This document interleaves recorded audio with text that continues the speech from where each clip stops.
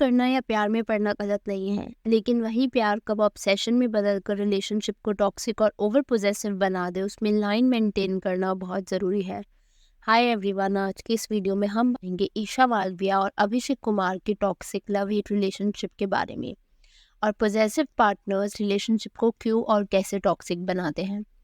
ईशा मालविया 17 साल की थी और अभिषेक कुमार 26 साल के जब दोनों ने उडारिया के सेट्स को एज लीड एक्टर्स ज्वाइन किया था, and both of them fail in love with each other on the set. यहाँ पर गौर करने वाली बात यह है कि ईशा वॉजंट इवन 18 जब वो अपने से 9 साल बड़े अभिषेक के साथ रिलेशनशिप में आई थी। अकॉर्डिंग टू ईशा, अभिषेक बहुत ही पोजेसिव और टॉक्सिक था। फॉर एग्जाम्पल, शो में ईशा के साथ मेन लीड में था अंकित। ऑल्दो उन दोनों के बीच कोई रोमांटिक एंगल नहीं था, बट फिर भी अभिषेक ईशा और अंकित की पेयरिंग को लेकर जेलस होता था। एक दिन ईशा और अभिषेक न्यू ईयर ईव सेलिब्रेट करने बाहर गए थे, और वहाँ ईशा ने अपने कुछ फ्रेंड्स को भी बुलाया था, जिसके बारे में अभिषेक अवेयर नहीं था। ईशा ने अभिषेक को एज अ बॉयफ्रेंड इंट्रोड्यूस किया, और उसी अभिषेक ने ईशा को स्लैप कर दिया। ईशा को समझ नहीं आया कि ये क्या हुआ। अगले दिन ईशा की आंख के नीचे वो ब्रूस बन चुका था, कुछ ऐसा। और तब ईशा ने डिसाइड कर लिया था कि ये कुछ ज़्यादा ही हो रहा है, and she decided to give the trip a break.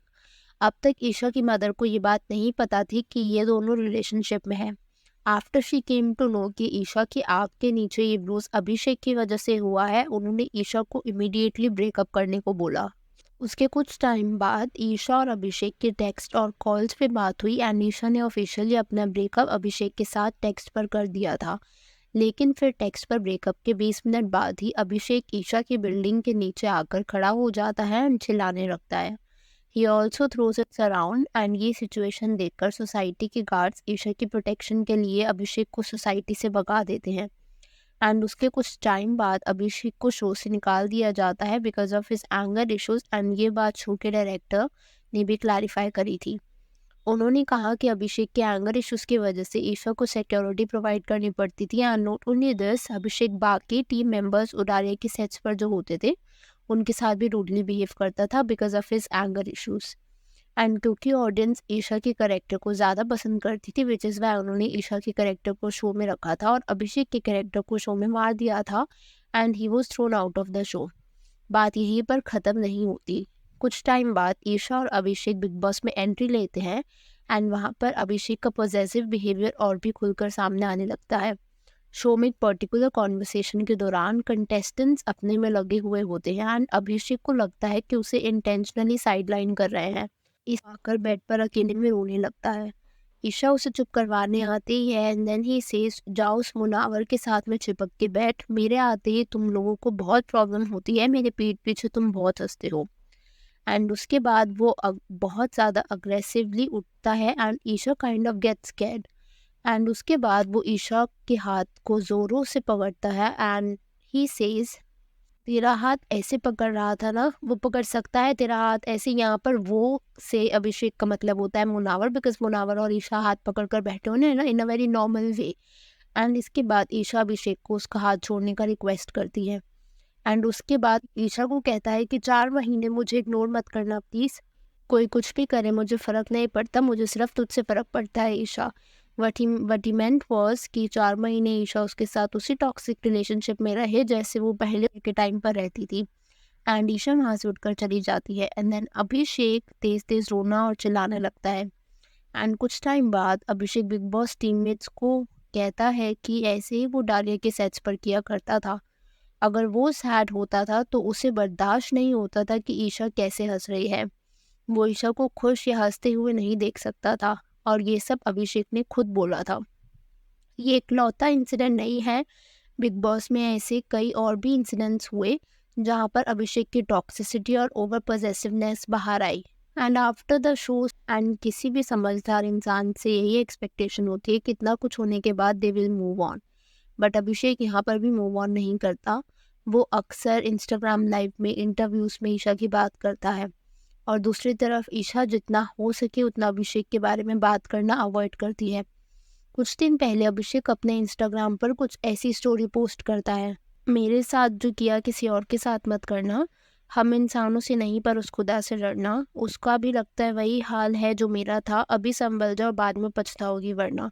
यहाँ पर लोगों का मानना ये था कि अभिषेक ईशा को टॉन्ट, क्योंकि अभी रिसेंट में ईशा और समर्थ का ब्रेकअप हुआ था। तो अभिषेक कहना चाह रहा था कि जैसा तुमने मेरा हाल किया था वैसे ही तुमने समर्थ का हाल किया है। तो यहाँ पर वो कह रहा था ईशा को कि सुधर जाओ और भगवान से डरो। तो इसका जवाब देते हुए ईशा ने लिखा अलिजडली, क्योंकि ईशा को लगा कि ये बात उसके बारे में थी। कहती हैं, अर्ज किया है मेरे नाम पे ऐसे कब तक पलेगा, एसी चला ले भाई और कितना चलेगा। जो आपकी स्क्रीन पर आपको इंस्टाग्राम स्टोरी दिख रही होगी, एंड मानना ये था कि ईशा ने ये जो स्टोरी थी वो अभिषेक को जवाब देते हुए लगाई थी। बात क्वेश्चन ये है कि why Abhishek is not able to move on. मैं आपको कुछ कमेंट्स दिखाना चाहूँगी लोगों के ऑन द रिस्पेक्टिव स्टोरीज। तो एक यूज़र ने कहा है जवाब अच्छा दिया है ईशा ने नकली कुमार को। दूसरे इंस्टाग्राम यूज़र ने कहा अभिषेक रियली नीड्स टू स्टॉप। एक और यूज़र ने कहा जब ना है बीबी के बाहर तब से वह शायरी ही कर रहा है, इतनी बुरी थी तो उसका ख्याल जाने क्यों नहीं देता। ब्रेकअप सबके होते हैं, यहाँ पे ज्ञान देने आगे किसी लड़की को बोल के उनके भी कई ब्रेकअप्स हो चुके होंगे। बीबी ने भी ईशा को गलत पोर्ट्रे करने का मौका नहीं छोड़ा, बाहर भी इसका बीबी ही चल रहा है अब तक। एक और यूज़र का कहना था नकली कुमार को पेल दिया बच्ची ने। अनदर यूज़र से ये इंसान बस सिंपैथी लेने के लिए ये सब करता है, इसका शो में सिंपैथी मिलने से टॉप 2 में आया, इसको लगता है ये करने से ये और आगे जाएगा।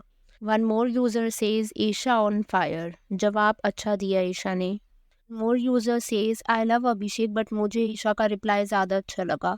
बस मेरी यही दुआ है अभिषेक अपनी लाइफ में बहुत कामयाब हो। User writes Isha spitting the fact. At the end I would only like to see कि खुद को प्रायोरिटाइज करने में कोई बुराई नहीं है। इनफैक्ट आप अपनी खुद की पहली प्रायोरिटी होनी चाहिए। अपने पार्टनर से मैनिपुलेट या कंट्रोल फील करवाना इज़ नेवर ओके। एक हेल्दी रिलेशनशिप में पोजेसिवनेस, ऑब्सेशन सब कुछ होता है, बट विद इन बाउंड्री। अगर वो चीज़ आउट ऑफ द लाइन जाने लगे, इट्स अ साइन कि आपकी रिलेशनशिप टॉक्सिक हो रही है। इसलिए रिलेशनशिप में बाउंड्री सेट करना is very important. Everyone in love deserves a healthy and respectful relationship जहाँ पर उन्हें वैल्यूड और फ्री फील हो। What is your take on Abhishek and Isha Malviya's controversy? Let me know your thoughts in the comments below. मैं आपसे मिलूंगी बहुत जल्द एक और नई वीडियो के साथ। Subscribe the channel if you haven't.